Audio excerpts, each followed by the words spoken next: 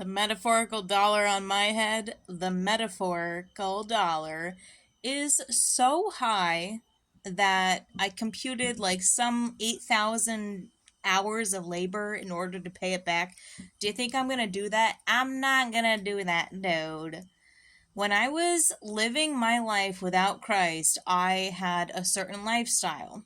And when I turned my life to Christ, I was given a hefty mission to break down the principality of basically money itself, the satanic principality in Austin, Texas, and the child trafficking that it bled into.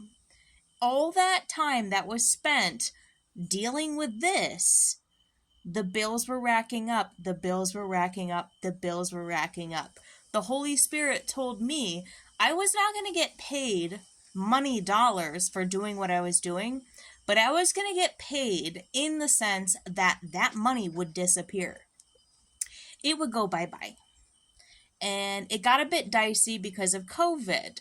During COVID, there were housing grants. They came, they went, they fell through. They were going to come again. They went, they screwed us, they messed with us, and then they wouldn't take anything less than full payment when you didn't have an extra $6,000 and you could only afford to stay there. You couldn't afford to leave. You were arbitrating the situation. The car had to get repoed because you were just waiting for it to get repoed because you couldn't afford the car payment anymore. That shit all went out the window. Credit cards that were incurred when I was enduring relationships with people who are like handlers. They want you to spend money. Rich friends will make you poor. So I had rich friends who made me poor, but I only ever used credit cards. God's sense of humor. I only ever used credit cards. And the satanic principalities, as they were doing it, they told me constantly, rich friends will make you poor. Rich friends will make you poor. I'm like, okay, gotcha. Ironically, God's sense of humor, all that shit went on a credit card. Everything got deleted. 7 years, it's gone. Never to be seen again. The IRS, you owe a certain amount of money. Well, my life changed and it demanded more of me and God's will than it demanded the power and authority of the IRS.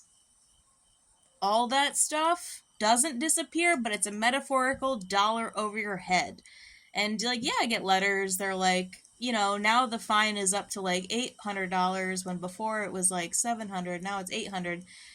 And the bottom line is like, I don't know, $50,000. And it's like, these people will never see the money.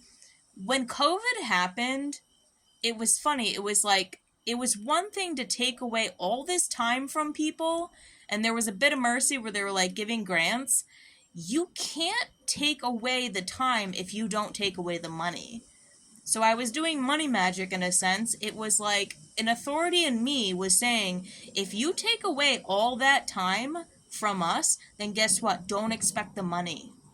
And a grant was a bit of mercy. But anything above that, if you took away time from the American people, guess what? You're going to take away that money also. And they're not just going to take it away. You had to take authority over the situation under Jesus Christ and God's will. That it will be deleted in God's will.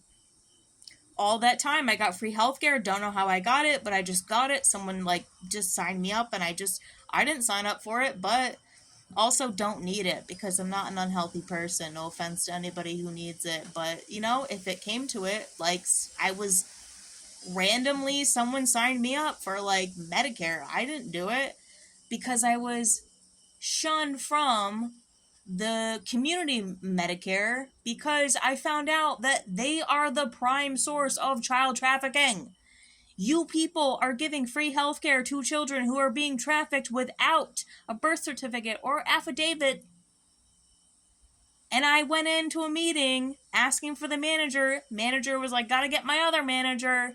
And the other manager was like, won't see you. Sent me an email basically calling me a psychopath. Saying I work for the FBI. I fucking don't. I was just a normal person that observed that you're all giving health care to children who are being trafficked, and you don't care if they have a birth certificate or not because you are the prime defense to help the situation and you're not doing it. And I know why they don't do it, but it's not an excuse. Not an excuse, dude. So instead of addressing the situation, they basically like cut me off. Then I was just like somehow sign up for everything works out, dude. There's a metaphorical dollar on my head that doesn't exist. You're never gonna see it, you're never gonna get it, and God's will be done, dude. And God's will be done. And I don't fear that it's ever gonna come back to me. Maybe if my dad passed away, they're gonna be like, oh, you all owe all this money. But I don't really fear my dad dying. I'm not thinking about it, I'm not worried about it. And in fact, I think that the inheritance would far outweigh what they think I owe. But, I don't like to think about that. Credit card debt does disappear after 7 years, by the way. Don't live in this lack mentality. My mom was like, were you just living in a lack mentality? And I was like, no, I had bigger goals in mind. It was like God's will was more important than money itself. God's will was more important. The absence of money as we know it, was more important than money itself.